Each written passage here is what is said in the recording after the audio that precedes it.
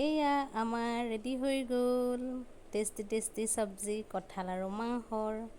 লিপি মুনু ব্লগলৈ স্বাগতম। আজি আকৌ ভিডিঅ' এটা ষ্টাৰ্ট কৰিলোঁ। দুদিনমান হ'ল কঁঠালৰ চব্জি এটা দিছিলোঁ। আজি ভাবিলোঁ আকৌ মাংসৰ লগত বনাম, গতিকে মাংসৰ লগত কেনেদৰে বনাইছোঁ এবাৰ চাবচোন বাৰু। খাই পাইছেনে বাৰু কমেণ্ট কৰিবচোন। এইবোৰ সকলো এনেই চব লৈ লৈছোঁ, মাংসত যি যি লাগে আৰু পিঁয়াজ নহৰু আদাৰ পৰা এয়া পেষ্ট কৰি ল'ম যেনিবা আগৰ চিষ্টেমেই, খালি এয়া পেষ্ট কৰি ল'ম আদা নহৰুখিনি। কঁঠালখিনি বইল নকৰোঁ, এনেই বহাই দিম।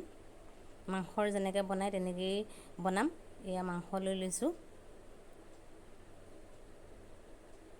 ইয়াতে কেৰাহীত তেল দি দিছোঁ, গৰম হৈ গৈছে আমাৰ কেৰাহী। এতিয়া পিঁয়াজ দি দিছোঁ, পিঁয়াজ 3টামান দিছোঁ মিডিয়াম চাইজৰ। ইয়াতে পাঁচফোৰণ দি দিছোঁ, অলপ ভাজি ল'ম। ইয়াতে মাংসখিনি দি দিছোঁ, কালাৰ অহালৈকে ভাজি থাকিম।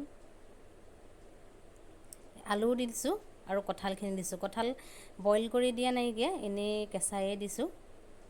আৰু নিমখ দি দিছোঁ আৰু হালধি দি দিছোঁ, জিৰা অলপ দিছোঁ আৰু পেষ্ট কৰি লোৱাই অলপ দিছোঁ। এইদৰে ভাজি ল'ম। এয়া কালাৰ আহিছেই চাওক।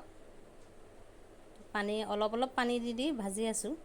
আৰু গৰম মছলা দিম অলপ, লং ইলাচি ডালচেনি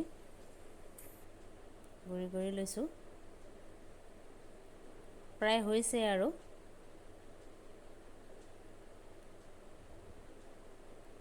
লৰাই দিছোঁ। বিৰাট টেষ্টি লাগে কঁঠালৰ লগত খাই, আৰু ইমান সোনকালে সিজি গৈছে চাওকচোন।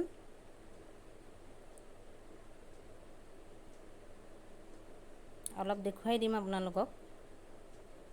সোনকালেই হয়, ব্ৰইলাৰ চব্জি বনাবলৈ যিমান সময় লাগে সিমান সময়েই প্ৰয়োজন হৈছে, বেছি প্ৰয়োজন হোৱা নাইকিয়া।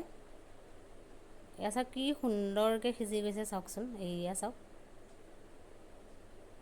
পটককৈ সিজি গৈছে, খাওঁ খাওঁ লাগিয়ে গৈছে মোৰ। এবাৰ ট্ৰাই কৰিবচোন, বিৰাটেই সোৱাদ লগা।